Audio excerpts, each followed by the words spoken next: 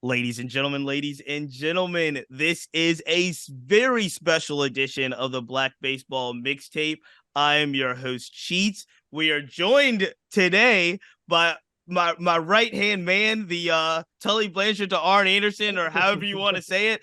It is Flobo is in the building as well.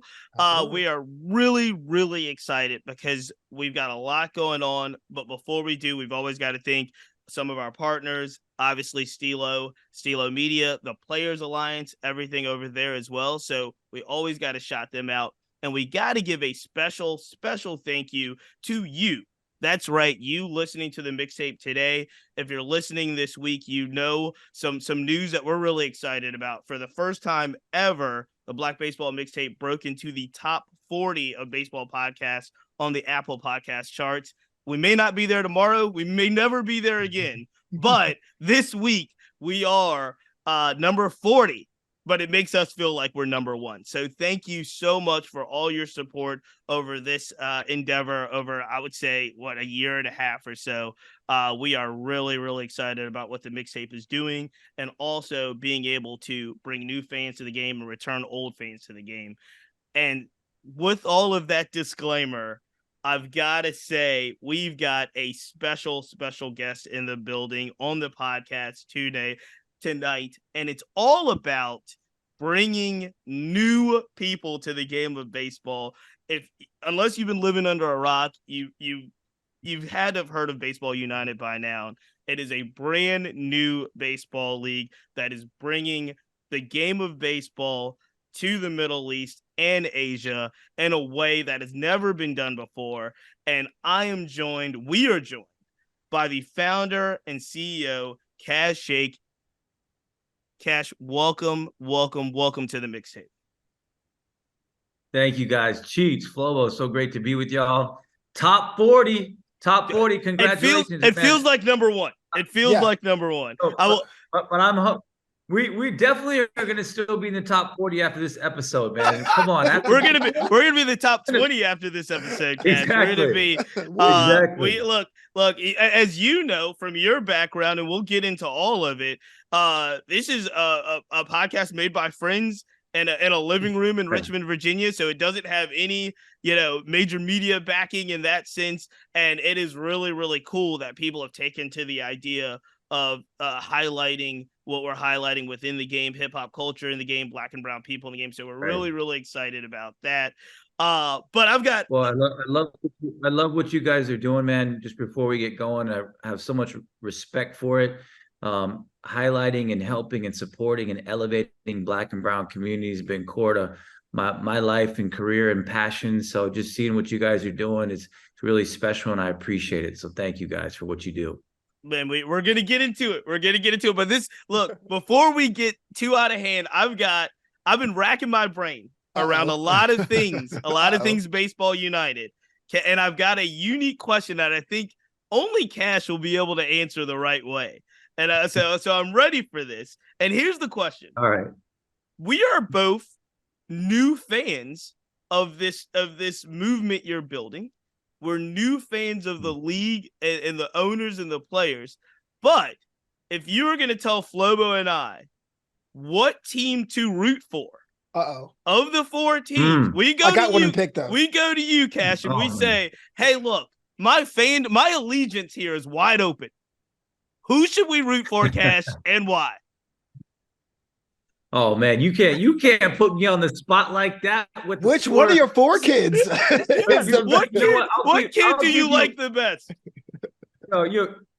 I'll give you a principle to help guide your fandom, which is a great guiding principle for a lot of sports fans, which is which player are you the most inspired by? Which player do you love? Is it Courtney Hawkins? Then you're going to be rooting for the Wolves.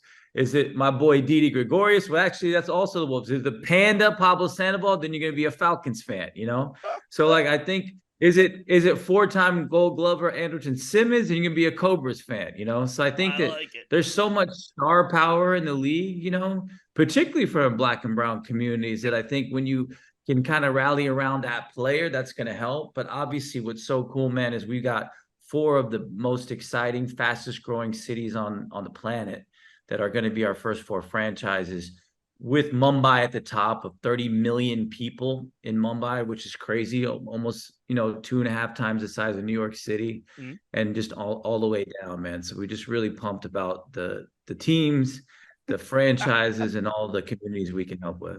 I like it. So you got that, Flobo. We got Yeah. we got attached to stories and the Yeah. players, and then go through. Right. Well, that's actually my first question because I've already picked my team. And I'm not sure. Should I say this here? Should I say it here live? I already Let picked it my team. rip. Let it rip. I'm all in the Falcons, man. That is like my favorite. Even though I have Bartolo Colon's home run card, like Abu Dhabi, it looks slick. It looks clean. But that was actually my first question for you, Kash. If you allow me, when you are creating these teams, you're selecting these cities. How do you import the lore into these brand new teams? I mean, how do you say, look, to be a Monarch is this? This is what it is to be a Falcon. How do you choose the animal mascots for these cities? Yeah. Well, great question, Flobo. I mean, my career background has been in brand building and storytelling and creative, really. And, I did that for all of my career. It's just been the last 8-9 years I've been on this entrepreneurial journey. So this was like a dream. If you think about it, if you could just script out what you would love to do, it's like, okay, let's build a baseball league on the other side of the world. We get to name the teams, create the teams, but also create the brands and the brand identity and the ethos. So once we started identifying each country and the core cities based on where our fan bases are and where will be in the future. Once we had that, we actually started with an ethos for each of our teams. What we wanted them to represent, the metaphorical and symbolic meanings behind their colors, their names, all that. And that's what led us to Mumbai Cobras and Karachi Monarchs. And obviously the Cobra is a big part of the Indian culture. It's kind of a majestic, magical piece of Indian culture. The Monarchs is interesting because the Karachi Kings are the big cricket team in Pakistan. And Pakistan Super League is a big cricket league. So we wanted to create, and it's actually owned by one of the big broadcasters. So there was a multifaceted strategy there. We said we want to create almost like a sister franchise to the Karachi Kings called the Karachi Monarchs and have this cross culture between bat and ball sports while also paying homage to the Negro League team, as y'all know. The Monarchs, the Kansas City Monarchs, which is one of the first jerseys I ever got that I ever purchased for myself was a Jackie Robinson Kansas City Monarchs jersey. Throwback, one of my favorite ones still. So so that told the history and heritage of baseball. The Wolves, Dubai Wolves, the Arabian Wolf actually used to roam the whole Arabian Peninsula here until urbanization and modernization started to push the wolf out. But the crazy, most amazing, inspiring thing about the Arabian wolf is that over time, as it was living in the desert, its whole body started to morph and evolve. Its snout got longer, ears got taller, became smaller to survive and adapt into the desert environment, which we felt was a perfect metaphor for Dubai, because 50 years ago, Dubai was just a flat desert.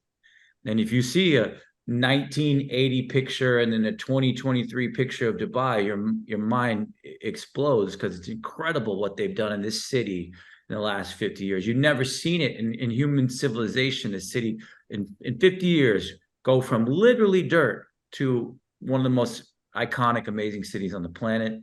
In Abu Dhabi, the falcon is one of the most revered animals across the Middle East, but for sure here in the UAE. The falcon is actually kind of basically the country's national bird. And the falcon has all these different like regulations, stipulations, like you can't use the word falcon unless you get 75 different permits and things like that. Oh, wow. So it's a very regal, esteemed name and obviously animal.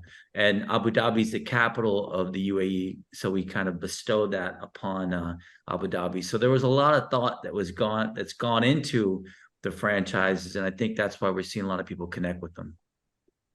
No, that's fantastic, and just by you explaining that, Kash, and you alluded to it, but you have a career background in creative and storytelling and branding.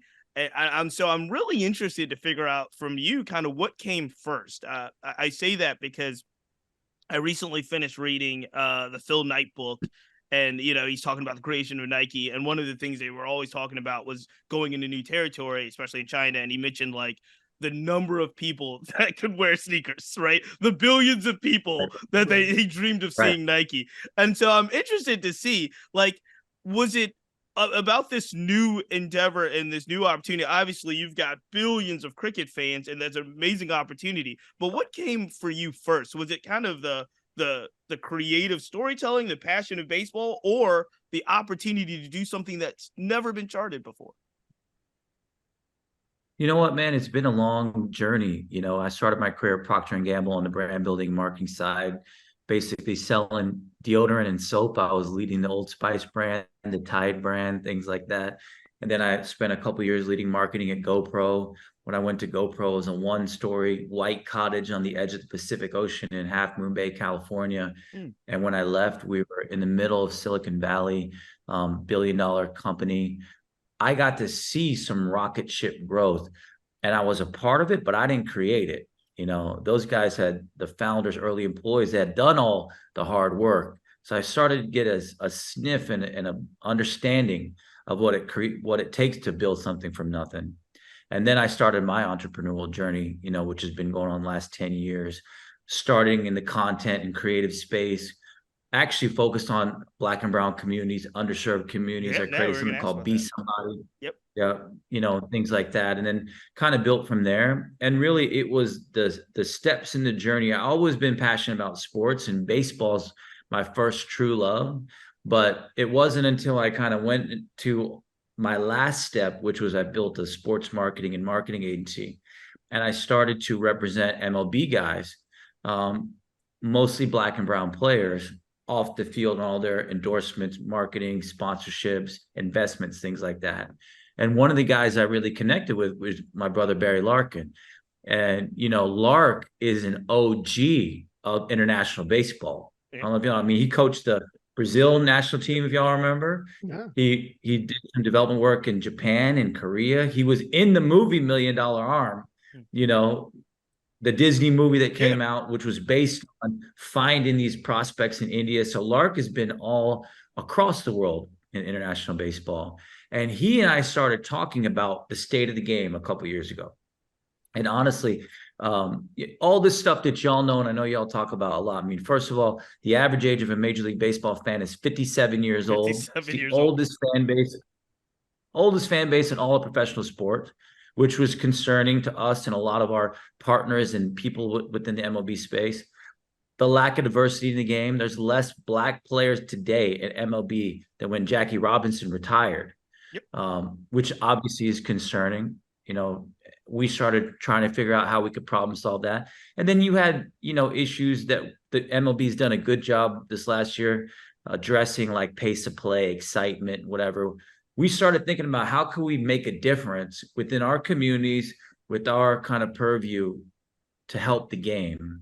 And as we started getting into it, we really started to understand that the future for baseball actually wasn't as much us focusing on the US, it was international. Because as y'all know, North America, Latin America, the Far East, Japan, Korea, Taiwan, etc. Those are the hotbeds of baseball. Yep. But then you got this whole, swatch of territory that really hasn't taken on to baseball like we have. And then, as you mentioned, Cheats, we saw the Middle East and South Asia, footprint of 2 billion people. 1 billion of them are cricket fans, the bat and ball epicenter of the universe. I didn't even know until we started this journey, which I feel almost embarrassed to when I think about it. Like, I didn't realize cricket was so much bigger than baseball. Cricket is the number 2 sport internationally behind soccer. Yep. Yeah. So then we started being, okay, if we could try to inspire these bat and ball fans, these cricket fans who have the same fundamentals, you throw the ball, you hit the ball, you catch the ball, you run. Could we inspire them to fall in love with the game that we love? That's what started the journey. And, I'll tell you what's kept the journey going is that we found way more baseball fans out here than anyone ever realized. We did the research, we did the consumer data, all the analytics, and man, there are a ton more baseball fans out here, which has made it more exciting. this is phenomenal that you said all this, and it's so encouraging as well, in a sense, because I'm interested to know when you're doing all of that kind of research and understanding the game and the challenges that we're facing in baseball. When you're starting something new, you get a clean slate. How do you skew younger, if you will? How do you skew more diverse? How do you skew and lean into the excitement? I think we saw a lot of cool things, right, with the World Baseball Classic. Has to be encouraging for Baseball United to see that. But how, when you're kind of identifying those particular challenges, how do you say, hey, look, we gotta flip the lid here? Yeah. Well, great question. And some of it is just we get the benefit of the market.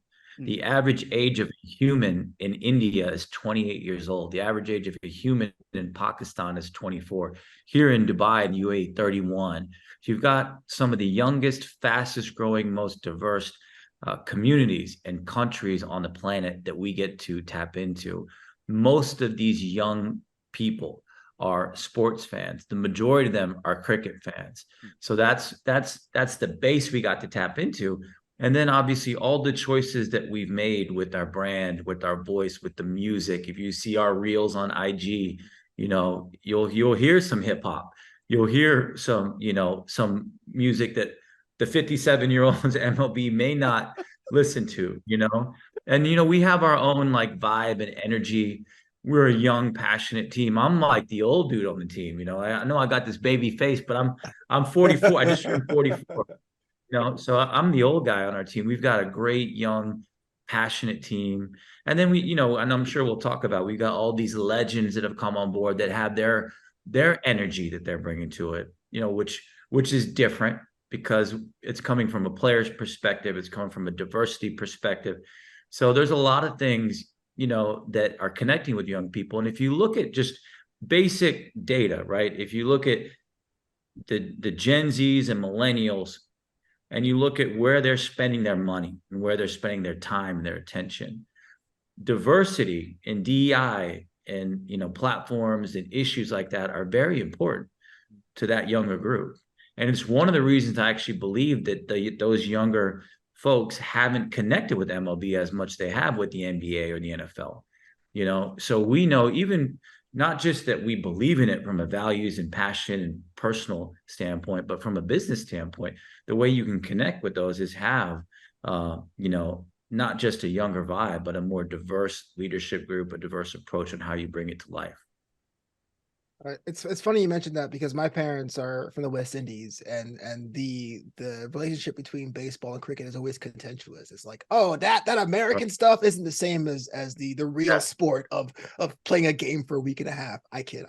But like, I gotta talk to you about, like, before the draft, but just getting people on board about the brand. I mean, I love the brand. The logo was slick. Was it like a Nick Fury moment? Were you just calling up Robinson Canó and was like, we need you for this new initiative? Did you have to go through channels? Like, what was that like, getting legends on board?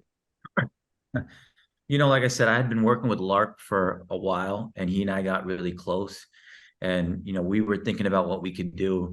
And then we connected with my brother, John Miedrich, who's now our vice chairman, executive of VP of baseball ops as well. John has a really interesting career background. I mean, he spent 20 years at NYPD, the last 10 years as the head of international operations, based in the Middle East in the counterterrorism unit. So his relationships in the Middle East up through the government level were really, really solid, you know.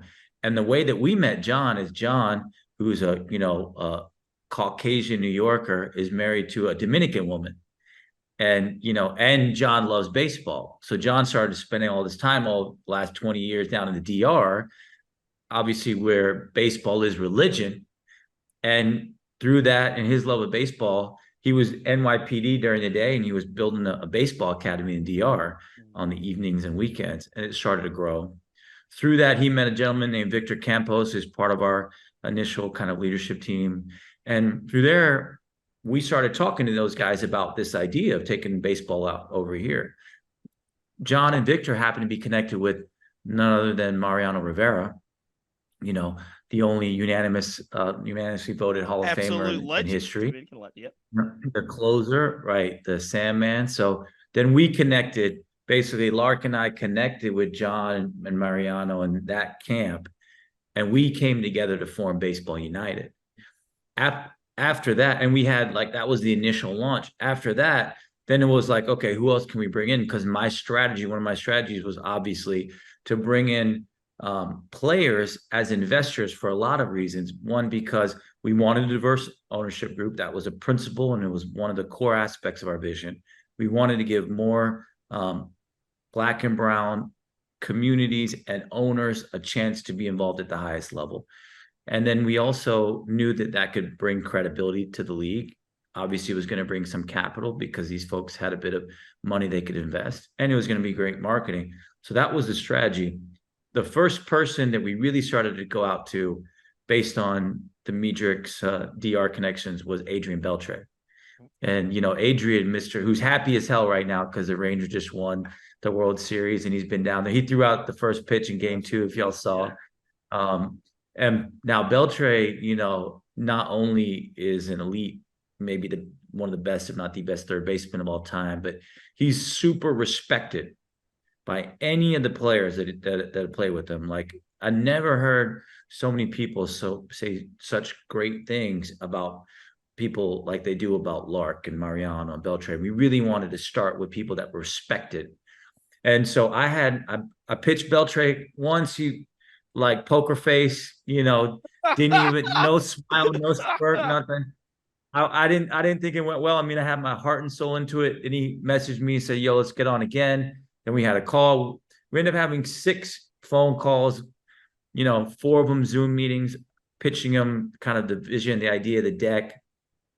Then he said, I want you to meet my team. And of course, Beltre has the most legit and thorough entourage of accountants, lawyers, advisors. I'm like, dude, closing Adrian Beltre was by far the hardest part of this whole piece. But, thank Adrian and the good Lord, we were able to bring him on. And honestly, man, when we did that, that was a big, big credibility domino. Because after that, we got Elvis Andrus, who played, as y'all know, in the infield with Adrian and the Texas Rangers. Yep. After that, we got Felix Hernandez, who played with Beltre in Seattle. And then that really started to take us to the next level. Then we got Albert Pujols, another Dominican legend, top 4 home run hitter of all time, as y'all know. And then it really started to shift. Then I'm checking my DMs and players are hitting me up. Nick Swisher was blowing me up saying, I want to be a part of it. We ended up getting Nick Swisher. Nick is part of the CAP program with MLB, the Commissioner's Ambassador program. Mm-hmm. Once we got Nick, Ryan Howard started messaging me. Ryan Howard, MVP Ryan Howard from the Phillies, as y'all know. Then we brought Ryan on.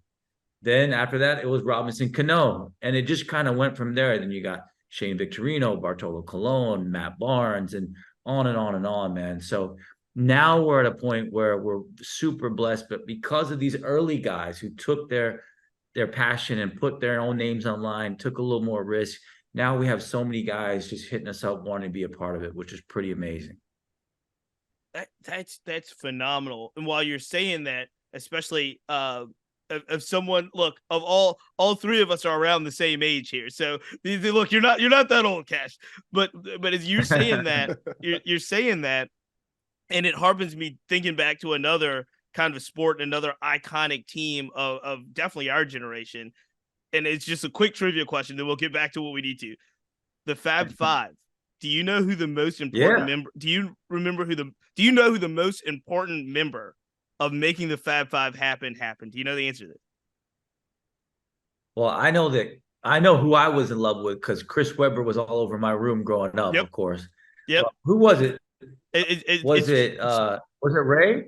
Was it Ray? It was Juwan Howard. Juwan. So Juwan Howard is the basically short story is the Adrian Beltre of what you're saying. Once they got Juwan, he went and got that made the Fab Five happen. And it's just hearing that but very much like you're saying about Adrian, it had to be someone that has a lot of respect, right? Carries a lot of favor. the other thing that you mentioned that stood out to me is when the tables turn. And what I mean by that is you're no longer making the calls in the way that you were making them. And now people are calling you. And like you said, Nick Swisher, in particular, Ryan Howard, they've got intimate now and ambassador relationships with MLB. I want to transition and ask you, I think it's in everyone's, especially every baseball fan's interest that Baseball United is successful. The more people playing the game, the more people playing internationally, obviously the way that you guys are set up, has that being that you guys are a growing upstart and really making things happen now, has it been a positive kind of relationship with players that are connected even closer to MLB, like Nick Swisher and Ryan Howard that's in the cap program? Yeah, you know what? We've met multiple times. I met with Commissioner Manfred multiple times. I met with Chris Marinak at the league office multiple times. I think, I feel good because it was about a year ago, man, almost exactly a year ago, our first meeting in New York, when I came in, honestly, fully starry-eyed, walking into the commissioner's office with Mariano Rivera and Barry Larkin, seeing Mariano on the walls at the MLB office, going past the Barry Larkin. It's like a checkmate. It's like a checkmate. You should have full confidence when that happens. But I was like, we literally walked by the Barry Larkin conference room. I'm like, dude, this is crazy. But at that point, it was almost like a kid in a candy store, and I presented on behalf of the team to Commissioner Manfred, and I think that they were impressed with our approach and also our knowledge of the market, because MLB has been in India for 5 to 10 years, but it's been tough sledding for them because it's a complicated market. Now, obviously, my dad was born in India, my mom was born in Pakistan, I was born in Texas, but I kind of understand the environment and the culture, and our team does. Max Shaka, who's one of our executive VPs, always talks about you need a certain mental software to be successful out here. And, we feel like we brought that, and we gave a lot of insights, and I believe they were impressed, man, but I think they were kind of like, let's see, they're like, look, this is cute. They're like, this is cute. Yeah. This they're really like, good. okay, let's see. Let's see what you do. And then what's been cool is as we brought all these players and as we started to grow and launch our brands, and, as you alluded to during our draft week, the most talked about baseball league on the planet was Baseball United, not Major League Baseball, which obviously we know MLB is the gold standard. We're all MLB fans, but that was pretty cool. And everyone in the baseball world started seeing what we were doing. What's cool has been the shift as well, because now you got a league that's like built by players for players. You've got so much firepower in terms of our ownership group of guys that are literally legends of the game. And the two guys, honestly, we started with, Larkin and Mariano, also are those guys that everyone looks up to and reveres. So MLB, we've got a great relationship. We've talked partnership. We've got some things in the works I hope that we can announce soon. The cool thing is, like right now, our plan is to play during what's typically called winter ball period, November to February, right? And we don't consider ourselves a winter ball league. Our vision is to be the number one international league in the world.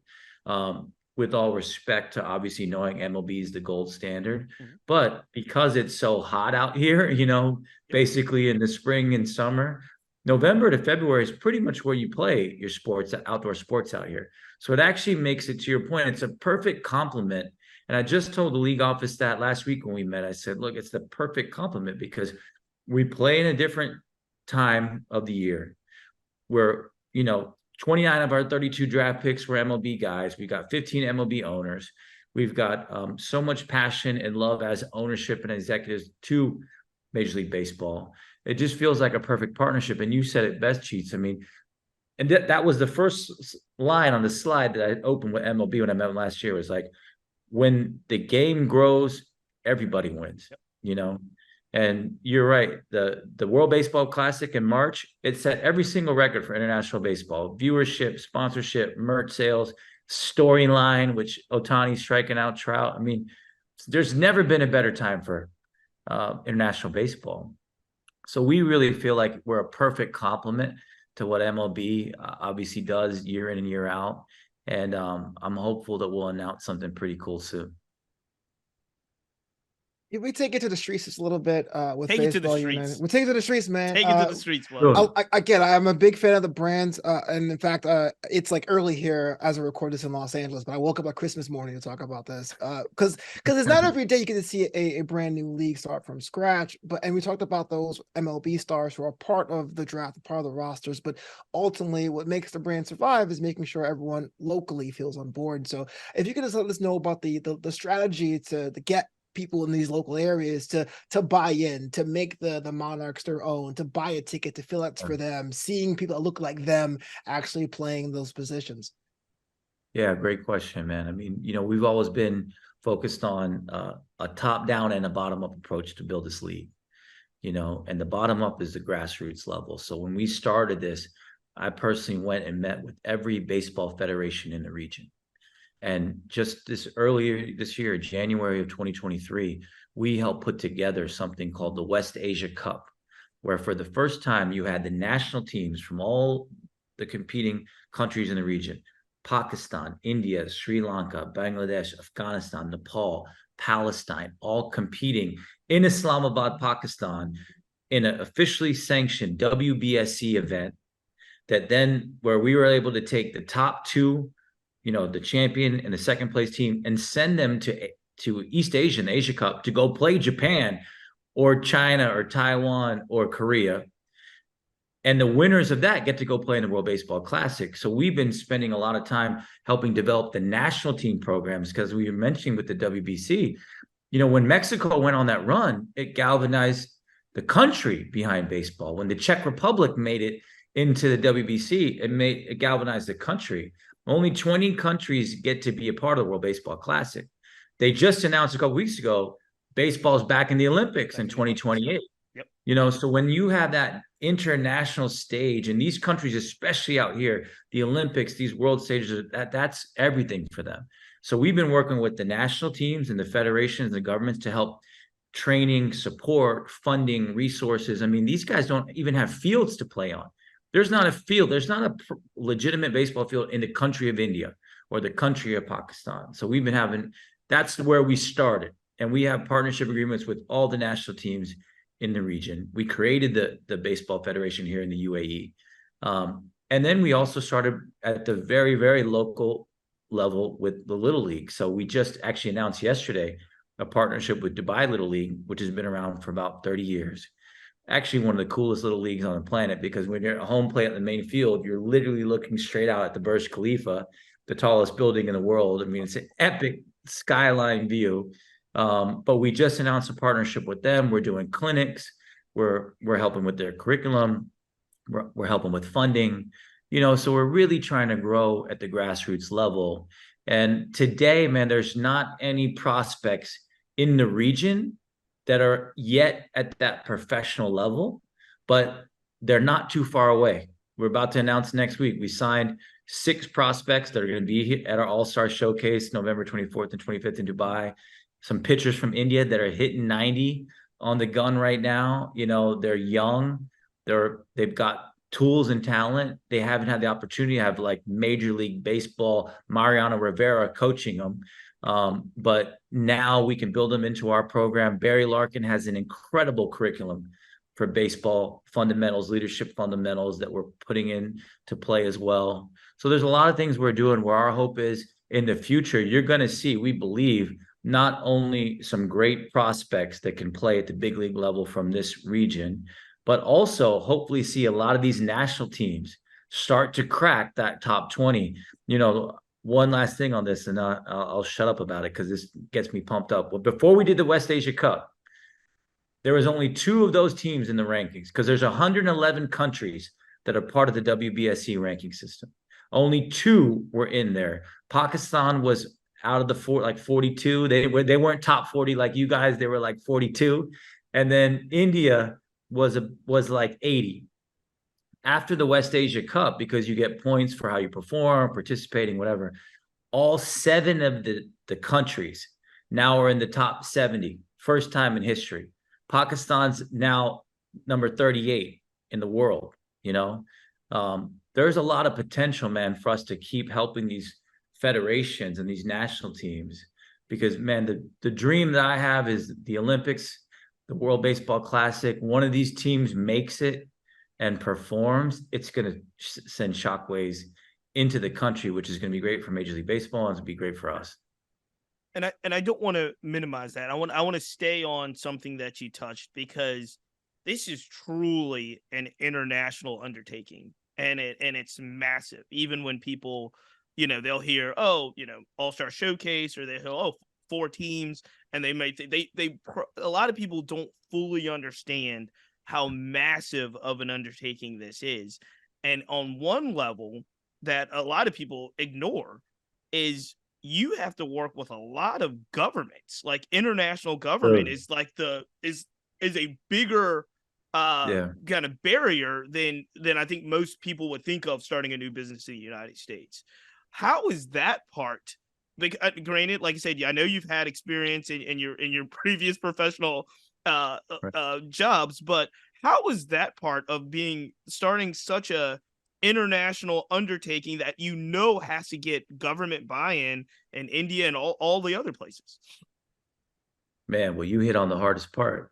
I mean, that is nothing prepared me for the difficulty level of this. I knew this was going to be hard as hell. On a 1 to 10, I knew it was going to be a 10 out of 10. It ended up being and it still is like a 47. And the government portion is difficult, man. I was having an event session with my boy Nick Swisher last week, and I liked something he said. He's like, you know what? It sucks that this changed on us, but it's not our home turf, so it ain't our rules. And it's a good reminder. It's like, this isn't our home turf. All these countries, they've got different customs and approaches and cultures, and we are trying to embrace those, learn as quickly as we can, while still being true to who we are and our values, because we are an American company.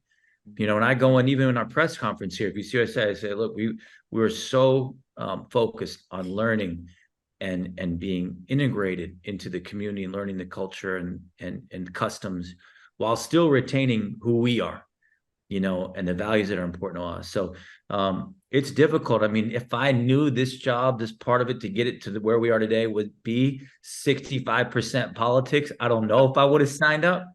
Because I'm so glad you did. Because I can do it pretty good, man. I don't really enjoy it. I'm a dude that likes to be in the trenches, likes to work. I love the game. I want to do the work. Whereas politics sometimes is not as much about the work. It's about, a lot of other things. Absolutely. But, I'm really proud of where we ended up. It took a lot. Probably the hardest thing I ever done in my life was being able to close this deal with the UAE. And we signed a 15-year deal with the United Arab Emirates for professional baseball. The first time in history that any non-local organization got those sanctioning rights, got the ability to have franchises, got the ability to run a professional sport. We run professional baseball here in this country. It's massive. Now, we popped a couple bottles of champagne when we got that done and shed some tears. And then we realized, oh shit, actually we got to run everything by everybody now, Yeah. It's just starting. It's just starting. Yeah. So, that was a nice rude awakening for us to understand. And, we had to change the date of our showcase. We had to do some things with the format. And people don't understand. Some people are like, what are you guys doing? Why are you changing? And it's like, look, when the government tells us to do something, we got to do it. Right. It's not, this is a government. This is not, it's a government. And this part of the world, they call all the shots. So the great thing about it, though, man, I got so much love and respect for the partners that we have here, because they'll tell you they didn't know anything about baseball. Like, I looked like an alien when I went to them at first. They were looking at me literally like I was crazy. And now, obviously they believed enough to give us a shot. And I'll tell you, this showcase, though, is a very massive thing for us. Yep. And I would be excited every day and scared every day, to be honest with you, because we're just a couple weeks away. We got to put on a great show. We got to get as many fans as we can into that stadium. This part of the world, in the Arab world, it's not as much of a culture that we're used to, where you go to sporting events in droves. Even the cricket matches here in like Dubai, I've been to some. You got 500 people in the stands of 25,000 seat stadium. So for us to really show we can get thousands of people to show up for baseball, it's a monumental undertaking. And I don't know, man. It's November 3rd. We got 20 days. Well, I saw a lot of sold out when I looked at the tickets. I saw a lot of sold out for those weekend passes. So I went online and looked myself. Bro, I looked at that today and I'm like, is this? I'm so paranoid. I'm like, is this a glitch? Is this a bug? No, I saw a lot of sold out. I was thinking you'd have to incorporate like Bad Boy Street Team, like Puff Daddy outside of the awards with signs. Yeah. Let me ask this just so you know. So it holds 25,000 people in that stadium, but there's only 2 levels. So the lower bowl, here's how crazy it is. They've never done assigned seating in that stadium. So you have an orange section and a green section in the lower bowl. It's all general admission. So when I came in and said, "Oh, we want to actually have seat numbers and rows, and we want to build a diamond club and all that stuff," they had to remap the stadium. And they're like, "Well, we're not going to go out there," and like the ticketing company, they're like, "We're not going to go out there and do that." So I had to go out there with 2 folks from my team, Praveen and Aki over here, and we had to count every single seat. Ugh. And we had to put it on a spreadsheet to give to the ticketing company for them to have a digital map of the stadium so we could sell seats by, seat number and row number. So it's crazy. Let me ask this, because you did a really creative job. You mentioned the draft and the players that are there. You did a really creative job with the draft. Like, I thought it was as good having it live on YouTube and having it in a way where people could follow kind of who was getting drafted live. I thought it was as good as you could do with people that are spread out all over the world. How do you plan on kind of broadcasting these games? Is there a way that I don't know if it's international DAZN or if it's like maybe a new like a Amazon or YouTube? Is there a way that we would American fans will be able to follow Flobo? You'll be able to follow your favorite team. Let's go Falcons. Exactly. Well, on the first part, just to kind of connect back to the challenges in the government question we had, originally we had planned an in-person draft. Yep. And then I got a call literally 48 hours before the draft. It was going to be in Cincinnati, the birthplace of baseball. And we had all the players. We had our players like you would, your top prospects coming. We had everything set up. And I got a call by one of our partners here in the government in Dubai that basically said, "Hey, we can't be involved to this level that we want to, so we don't want you to do it." And I'm like, "Well, we already promoted it. We got everybody tickets booked. Like, it's in 48 hours." Yep. But they're like, "You can't do it." So we had to, within 24 hours, had to put a notice out of shifting it. The great thing about it was at the same time, we just brought Robinson Canó and 6 other investors on board. So there was like a positive, a lot of positive news about it. And I had to delay it till I figured it out. They had said they wanted to do a live event here, but it couldn't get together in time. So within about 72 hours, we pivoted to say, we're going to go. We picked the date. We said, we're just going to do an online draft. We created all the content, got everything that y'all saw within about 3 days. And we put it out there. And it's like, that's what I really appreciate our team. And that's what entrepreneurship is, man, because you get so many things thrown at you, as y'all know. You think you got it. Finally, you got a contract, you got this and that, and then it changes, and you have to somehow either kick the dirt and not make it happen, or just pick yourself up and figure it out. And we did. And honestly, I think it was the biggest blessing, because the way the draft was executed, it probably turned out even better. Because what we ended up doing, man, is since all the players were in town, I turned it into a dinner at my house, which we weren't planned. I just had everyone at the crib, and we all hung out, and it was like one of those bonding sessions. And then we turned it into a media day where we got a ton more content than we probably would have been able to get if it was a draft, because there's so many elements of it. And then we were able to do it virtually, and the virtual draft we were trending in Japan on Twitter, on X, and, a lot of different countries. We're collabing with all our players on IG. It just really turned out well, man. So, I feel like, God is on our side. And God wants to see baseball out here, I hope, and things have worked out pretty well. Interesting, because when the virtual draft came out, I was like, "Oh, this is kind of interesting, kind of a throwback to how drafts used to be before it happened." I didn't even know the backstory between that. So, props for coming up with solutions on the fly, man. That's what entrepreneurship is all about. Just hearing the trials and tribulations of the draft and the creation or the reconfiguration of these stadiums. Is there a season one goal? Is it kind of just like, let's get it out there to see what people say, or you're saying, look, these numbers, these games, this download that we know is successful? Yeah. And Cheats, I apologize for broadcasting too, because I didn't answer your broadcast question. So before we talk season one, for the showcase, definitely streaming for free on baseballunited.com. Anybody can see around the world. We're about to announce our Middle East and South Asia broadcast partners. So it'll be all around here: India, Pakistan, Sri Lanka, Bangladesh, Saudi Arabia, UAE.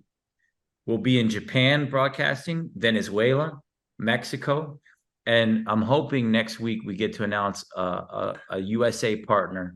Definitely, if we don't, obviously baseballunited.com, but we have another broadcast partner in the USA that, with the last couple of weeks of momentum, wants to come on board. So people will be able to watch the games, which is awesome. We're playing at 7 p.m., which, right now it's 8 hours to New York, so that's 11 a.m. Daylight savings time, it's going to be 9 hours to Eastern because there's no daylight savings time here. But so y'all just get up early after Thanksgiving. That's It'll be Friday. I will tell you that's the best. To wake up and be able to watch like the first thing in the morning, be able to watch baseball. That's the best. It's absolutely best. Yeah. And then, God willing, we do great on the showcase. And then the plan for season one actually is 8 franchises. So we announced 4. So we'll announce 4 more, playing 14 games each, which I know seems like a sneeze or a blink in MLB season, but it's a condensed November 1st to December 30th. So 2 months, 14 games per team. There'll be 65 games total for the league in Dubai, Abu Dhabi, and Doha next year. Literally a year from today, November 1st is supposed to be opening day 2024.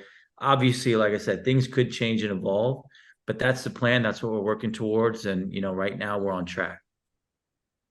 All right. Well, we have a little bit more time. Look, we could do this forever. And you've been really good with this. Let's get some rapid fire. Relax your shoulders. Let's get some rapid fire fun stuff that we ask all of our guests that come on the Mixtape podcast. Cash, run. You asked. Look, you answered one of them. Your first jersey, Jackie Robinson, Kansas City Monarchs. That's yes, sir. Amazing. Talk to us about who were your guys growing up. Who like I know Larkin's your guy now. Let's look, but who are the guys growing up that had you fall in love with the game? Well, I'm a massive Astros fan. I grew up in the Astrodome in the cheap seats at the very top, because when you got perfect attendance at school, you got free tickets at the top of the Astrodome. So back in the day, in the 80s, it was Glenn Davis, Billy Doran, old school Astros. When I really started to fall in love, with the game, of course, it was the Killer Bees, Jeff Bagwell, Craig Biggio. But then, I loved Eric Davis, actually. I'm a huge Eric Davis fan. I was a big Darryl Strawberry fan, The LA guys. The LA guys. I love Ruben Sierra. I loved his batting stance. I love Julio Franco. Julio Franco, who messaged us and want to be part of the league. I'm like, Julio, your batting stance is what inspired me. When I used to play, I tried to emulate you, I love the crime dog, Fred McGriff. I mean, I just love Barry Bonds. I just love the game, man, because I was such a nerd, dude. On Sundays, they had the Sunday sports section would have a special section where they have all the team stats, the Angels and Astros, whatever. And I had a little notebook growing up, and I would literally just look and copy all the stats into my little notebook every Sunday, like a psychopath, like a serial killer. just to have it all my little baseball notebook. So I just, I collected cards, all that stuff. So I had so many guys I looked up to, but in Houston, it was Biggio and Bagwell. And then, probably Straw and Eric Davis were some of my guys as well. You mentioned some of the things that you collected. What is your prime like baseball collectible? Like, what is your favorite baseball item that you own? Well, probably my Ken Griffey Jr. Upper Deck rookie card, The 1989 Holy Grail. Upper Deck, which I got to meet Ken Griffey Jr. at the Field of Dream games last year, and then which was surreal. It was surreal. I mean, Ken Griffey Jr. started following me on Instagram and sent me a DM. I'm like, what the hell is going on here? That's crazy. I gotta screenshot this shit and send it to my brother. But that one, and then you know what else is pretty cool? The first baseball I ever got at a baseball game was I never caught a foul ball still to this day. But I came early to a game between the Astros and Rangers, and I was a young kid sitting near the rail of the field, and this young catcher, Pudge Rodriguez, saw me and he flipped me a ball. And actually, I got goosebumps thinking about it because I kept that ball. I still have that ball. And I met Pudge around this time last November, December at Big Poppy's golf tournament. And he came up to me and was like, I heard what you're doing with this baseball league. I want to be involved. And now Pudge is one of our advisors. He hasn't invested yet. We got to get Pudge to invest, but he's one of our advisors. And I told him, like, dude, you're the first person, your first Major League Baseball I ever got was you handed it to me, And you still have the ball? I still have the ball. You gotta get him to sign it. I gotta get him to sign it. Absolutely. It's crazy. It's like one of those things where like players don't realize he don't remember that, but like that moment is in my head forever. And I tell my team that every day we're gonna have an autograph alley, make sure our players interact with the fans and just give those little moments so that we can build the next generation of baseball fans out here. All right, last two, and I ask everyone this, but I don't know position-wise for baseball. Are you a hitter or a pitcher?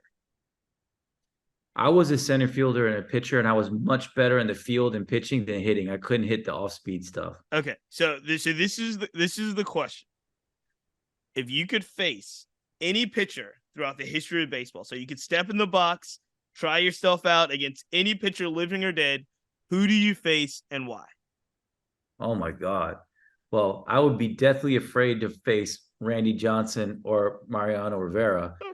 And so who I would choose is my boy Bartolo Colon. I would take Big Bartolo Colon down. Do you take him down at 50? Or would take him down. Yeah, I want 50-year-old Bartolo. Yeah, you got a shot. He's got heat. I want Big Sexy. That's awesome. Big Sexy sends me a video of him on the treadmill literally every day. So I can't wait. Oh, he's going to be our opening night starter. He's going to be our opening night starter. Oh, man, that's awesome. Last one, as you've gone through this, and obviously you've gone through your career, you've gotten a lot of nuggets of wisdom. You've met some really great people, have several, like you've described already, pinch yourself moments. What would you say is the best advice you've ever gotten? Oh, my God. Probably from my mom. My mom taught me early on about the danger of regret. She's like, failures fade, but regrets can last forever. So she always taught me to go for it, And, my mom, she was the first ever female engineer in the history of the country of Pakistan, so she was a trailblazer and done way more in her life than I ever will do. And she always taught me to go for it. She's my inspiration. And that's when I started realizing that winning is just going for it, man. Like November 24th, we're going to do everything we can, man, and work as hard as we can and leave it all on the field. And I hope we put on a great, great show and get as many people on there. But I know we won't have any regrets as long as we work our heart out and work as hard as we can. We can't control the outcome, but, so mom taught me not to have regrets. And that's probably why I'm here today. That's a perfect way to end. Kash, thank you so much. Flobo, any final words here? Well, I got one kind of question, but like it's something from entrepreneur to entrepreneur. When you have a dream of something and people tell you you can't do it, what do you say to the haters? Like, I want to take notes. Like, Cash tells people what? You know what? I don't even mess with the haters anymore. I don't even mess with them. I just keep mental track. I keep mental track. I was on Shark Tank and I got my ass kicked on Shark Tank in 2016. And after that, I was dead broke in 2016. And I got 60,000 emails. I'm not talking about DMs and, other types of social media messages and comments. I got 60,000 emails the weekend after Shark Tank, 42,000 telling me the G-rated version, you're the dumbest dude to ever be on this show, And I screenshotted every single one of them, Flobo, like a psychopath. I put them in a folder on my laptop, and I just want to remember. Now, obviously, it was hard. I cried. It was a lowest point of my life, but and that show has been. I'm spending too much time, but that show has been.